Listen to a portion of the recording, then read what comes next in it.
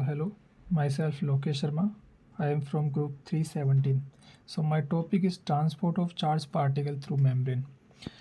So transport of charged particles such as ions across a cell membrane is essential for various biological processes such as like including cell signaling, nutrient update and waste removal. This process is carefully regulated by the cell membrane, which is selectively permeable due to its lipid bilayer structure. Charged particles cannot easily pass through the hydrophobic lipid layer, so they require specific transport mechanism. This movement of charged particles often relies on both passive and active mechanism. Here are overview of how this transport of charged particles occur through the membrane. The first is passive transport mechanism. Passive transport lies on the concentration gradient and doesn't require energy. Types of passive transport for charged particles include the first one is ion channels. Ion channels, these are the protein structures that form pores in the membrane, allowing specific ions such as sodium, potassium, calcium, and chloride to move down their concentration gradient. Ion channels are often gated, meaning they can be open or closed in response to the signals. Here, example of ion channels are voltage changes, ligand binding. The second is facilitated diffusion. This involves carries proteins that bind to the specific ions or charged molecules. Enlarge the conformational change in the move them across the membrane without the need of ATP. Although this process is passive, it is selective for certain ions. The second is active transport mechanism. Active transport requires energy often in the form of ATP to more ions against their concentration gradient. This process is essential for maintaining concentration gradients across the membrane. Type of active transport includes primary active transport. Directly uses ATP to transport ions. The sodium potassium pump is a classic examples which actively pumps sodium and potassium into the cells, maintaining crucial ion gradients for the cell function. The second is secondary active transport.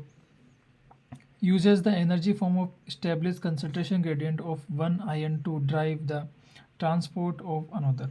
Example, the sodium glucose transporter uses the sodium gradient to bring glucose into the cell against its concentration gradient. Now the third is electrochemical gradient and membrane potential. First is electrochemical gradient. The transport of ions is influenced by both concentration gradient and electrical gradient cells, maintaining a difference in the charge across the membrane with the inside of the cell, typically more negative than the outside.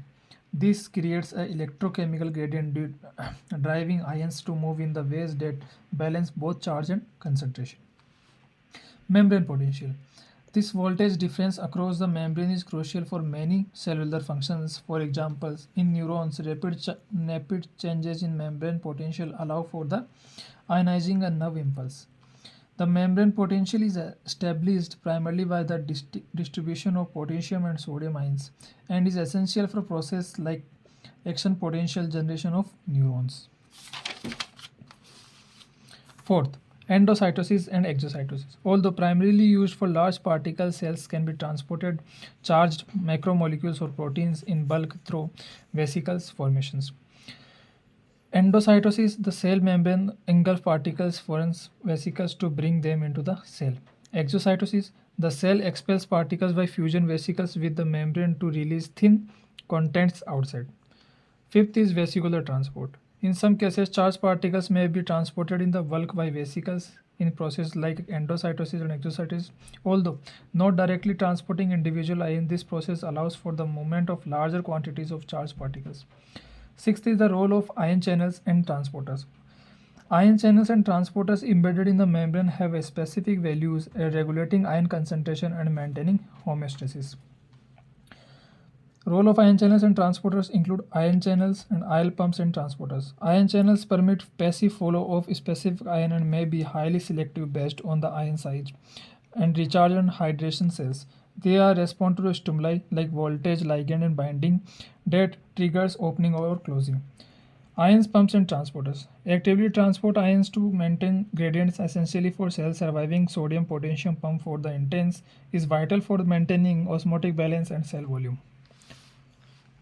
The seventh is an example in cellular processes. The first example is nerve impulse transmission.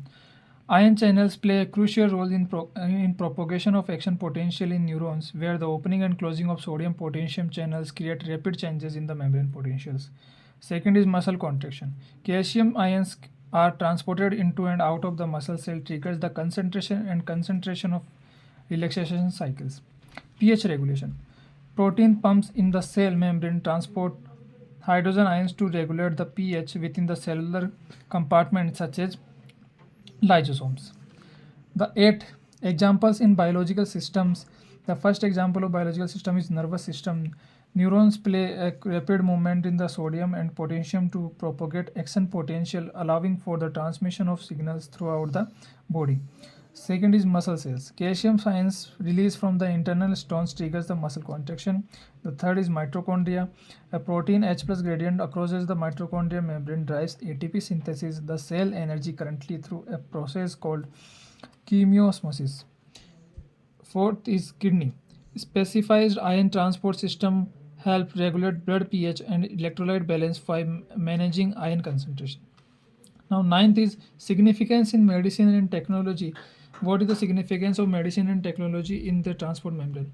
Understanding ion transport is essential in medicine, as the dye function in this process is linked to the disease like cystic fibrosis, cardiac arrhythmias, and hypotension. Additionally, ion channels and pumps are targeted by the various drugs to manage these conditions.